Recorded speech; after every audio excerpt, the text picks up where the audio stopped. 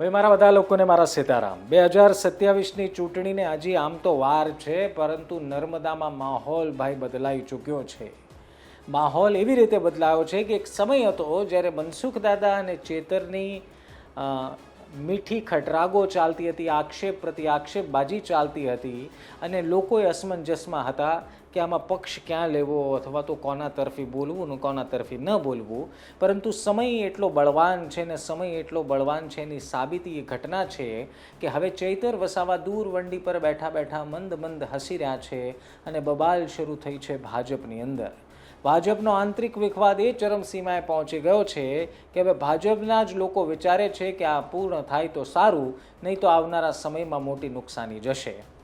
2027માં શું અસર થઈ શકે, એમાં શું બદલાવ આવી શકે, બધી જ સરળ ભાષામાં વાત કરશું. એ પહેલાં કહી દઉં, આપ નિષ્કર્ષ જોઈ રહ્યા છો. મારું નામ નિશિથ રાજ્યગુરુ છે.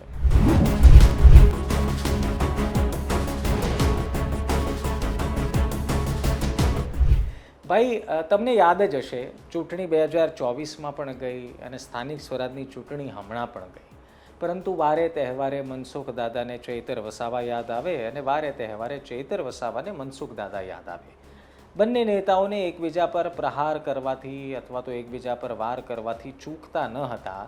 અને એ સમયમાં કેટલાક વર્ગ એવો હતો જે ચૈતરના સમર્થનમાં છે અને કેટલોક વર્ગ એવો છે જે હજુ પણ મનસુખ દાદાના સમર્થનમાં છે. પરંતુ આ બધામાં ચૈતર વસાવા હવે દૂર બેઠા છે અને દૂર બેઠા બેઠા મજા લઈ રહ્યા છે.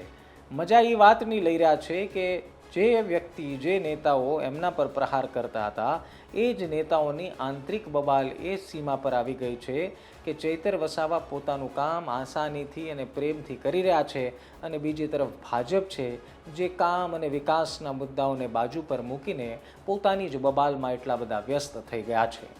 ભાજપ માટે આંતરિક વિખવાદ એટલે કે દર્શનાબેન દેશમુખ, નીલ રાવ અને મનસુખ વસાવાનો જે અંદરે અંદર ચાલી રહેલી બબાલ છે એ ભાજપ માટે મોટો માથાનો દુખાવો સાબિત થઈ શકે છે. ભલે 2027ની ચૂંટણીને હજી ઘણી વાર છે, પરંતુ રાજનીતિમાં આવા થયેલા મુદ્દાઓ અથવા તો ઉઠેલી આવી વાતો જલ્દી વિસરાતી નથી અને રાજનેતાઓ વિરોધ પક્ષના જલ્દી વિસરવા દેતા પણ નથી. એટલે શક્ય બને કે ભાજપમાં રોજબરોજ નર્મદામાં થતા આંતરિક વિખવાદનો મુદ્દો આવનારી ચૂંટણીમાં તમને કદાચ જોવા પણ મળે. અત્યારે ભારતીય જનતા પાર્ટી આ આખાય મામલાને દબાવી દેવા માટે, શાંત કરવા માટે ભરપૂર પ્રયાસમાં છે. પ્રશાંત કોરાટ જેવા નેતાને જવાબદારી સોંપી છે.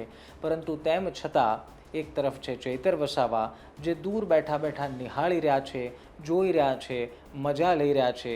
એટલા માટે કારણ કે પાર્ટી વિથ ડિસિપ્લિનની વાતો કરતી ભાજપમાં સરેઆમ ધારાસભ્ય 4 રસ્તા ઉપર એમના જ પ્રમુખની સામે ધરણા પર બેસે એ કોઈ નાની વાત તો છે નહીં. બીજું કે ચૈતર વસાવા એક તરફ જિલ્લા પંચાયત સર કર્યા બાદ નિર્વિવાદે જિલ્લા પંચાયત ચલાવી રહ્યા છે. કોઈ વિવાદ વગર એ સુકાન સંભાળી લીધું છે અને ધીરે ધીરે કામ આગળ પાર પડી રહ્યા છે એવી ચર્ચાઓ ચાલી રહી છે. અને બીજી તરફ જિલ્લા પંચાયત હાર્યા બાદ જાણે ભારતીય જનતા પાર્ટી ચિંતામાં છે, અસમંજસમાં છે કે હવે રાજનીતિ જ કરી લઈએ, કારણ કે જિલ્લા પંચાયત તો હાથમાંથી સરકી ગઈ છે અને એની પાછળ એકબીજા પર હારનું ઠીકરું ઢોળી રહ્યા છે. હવે સવાલ એ છે કે શું જે બદલાયેલો માહોલ છે એનો ફાયદો કે નુકસાન થશે.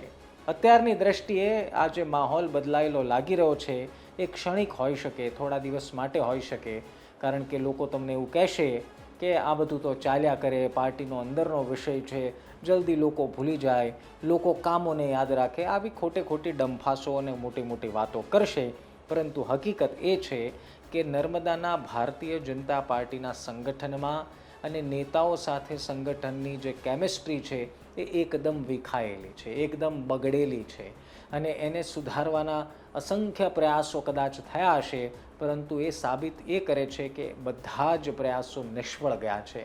અને નિષ્ફળતાની પાછળ એક એવા વિવાદે જન્મ લઈ લીધો છે કે જ્યાં કોઈની વિકેટ પડશે તો જ કદાચ આ મામલો શાંત પડશે એવું લાગી રહ્યું છે.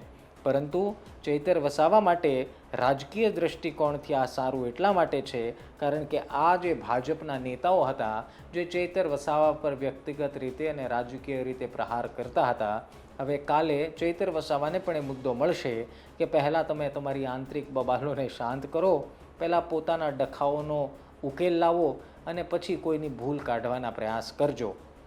મનસુખ દાદા વારંવાર ચેતર વસાવા પર પ્રહાર કરે છે, પરંતુ હવે સમસ્યા એ થઈ ગઈ છે કે ચેતર વસાવાને ભૂલીને પોતાના જ પક્ષમાં જે જ્વાળામુખી ફાટી ગયો છે એને કેવી રીતના અટકાવવો, ફેલાતા કેવી રીતે અટકાવવો, એને વધુ બગડતા કેવી રીતે અટકાવવો એની વિચારણામાં પડ્યા છે. એક સમય એવો હતો કે જ્યારે મનસુખ દાદા અધિકારીઓ પર વરસતા હતા અને કહેતા હતા કે તમે અમારું કીધું માનશો નહીં તો તકલીફ પડશે, તમારે કરવું જ પડશે. હવે સ્થિતિ એ છે કે અધિકારીઓ પણ ભૂલાઈ ગયા, વિરોધ પક્ષના નેતાઓ પણ ભૂલાઈ ગયા. સમસ્યા એ થઈ ગઈ કે પક્ષમાં જે બબાલો ચાલે છે શાંત થાય તો કંઈક બીજું કરીએ. 2027 પહેલાં આ માહોલ અથવા તો આ મૂડ જનતામાં એક ખોટો મેસેજ પાસ કરી શકે છે, જનતાના વિચારો બદલી શકે છે અને ભારતીય જનતા પાર્ટી માટે મોટું નુકસાન લાવી શકે છે. તમારું શું માનવું છે કમેન્ટ જરૂર કરજો. બાકી ફરી મળીશું. ધ્યાન રાખો, મજા કરો. સીતારામ.